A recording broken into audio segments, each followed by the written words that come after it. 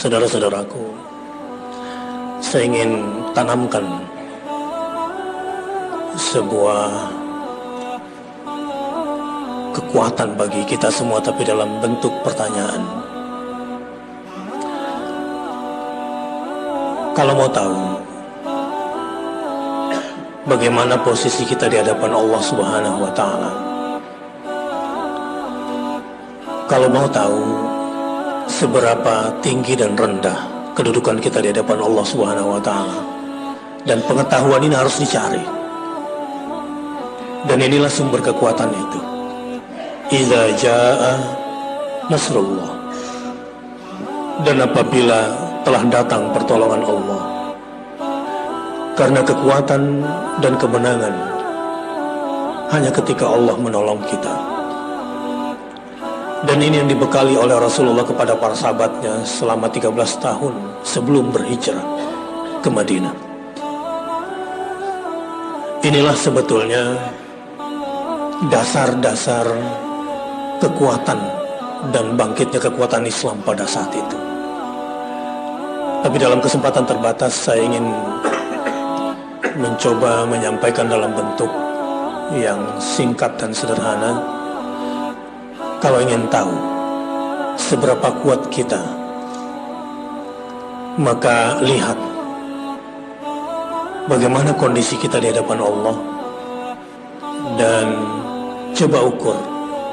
Kalau mau tahu kita dalam kondisi sedang ditinggikan atau direndahkan oleh Allah Subhanahu wa Ta'ala, maka jawabannya adalah, kalau mau tahu seberapa hebat posisimu di hadapan Allah, coba lihat seberapa agung Allah di dalam hatimu. Saya ulangi lagi, kalau ingin tahu siapa kamu di hadapan Tuhanmu, coba lihat seberapa agungnya Allah di dalam hatimu. Kalau kamu mau tahu siapa kamu di hadapan Allah, coba lihat dirimu, di mana kamu ditempatkan olehnya.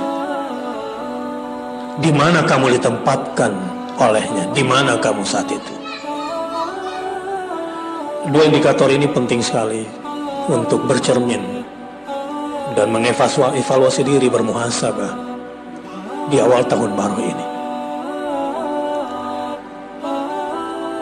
Orang-orang yang lalai sesungguhnya adalah orang-orang yang tidak fokus dengan dua hal tadi. Siapa saya di hadapan Tuhan saya? Bagaimana kondisi saya di hadapan Tuhan saya? Jawabannya adalah, seagung apa Tuhan Allah Subhanahu wa Ta'ala di dalam hatimu. Dan lihat pekerjaanmu, lihat mayoritas aktivitasmu, di mana Tuhan menempatkan kamu. Di situ kita akan tersentak sadar bahwa ternyata selama ini kita telah lalai. Saudara-saudara, saya sering mencontohkan begini. Kita punya tetangga yang punya ideologi. Cara dia memuji Tuhannya, mengagungkan Tuhannya adalah dengan membuat rajutan janur kelapa sebagai tempat sesajen. Ketika dia akan makan, dibagi sedikit sejumput untuk Tuhannya. Ada sejumput rezeki buat Tuhannya. Lalu ini ditempatkannya di sudut rumah, di sudut kantor, di ujung jalan, sampai di pom bensin tempat usahanya. Maksud dia adalah ingin memuliakan Tuhannya. Tapi yang terjadi apa sesungguhnya? Saya bertanya juga kepada Anda, jangan menghinakan mereka, karena jangan-jangan kita juga seperti mereka. Hal qaddarnallaha haqqa taqdirih. Sudahkah kita mengagungkan Allah sebagaimana patutnya? Atau jangan-jangan Tuhan hanya mendapatkan sejumput dari waktu kita, dan selebihnya mayoritas waktu kita adalah untuk diri kita, hawa nafsu kita sendiri. Jangan-jangan Tuhan dan agama Tuhan yang dibawa oleh para nabi dan rasul hanya mendapatkan sejumput waktu dari waktu kita, sementara mayoritas waktu kita adalah untuk perut kita, kemaluan kita. Jangan-jangan energi kita hanya untuk sejumput buat Tuhan kita. Ya, sebagian besar kita adalah afara'aita man ittakhadha ilahahu hawahu.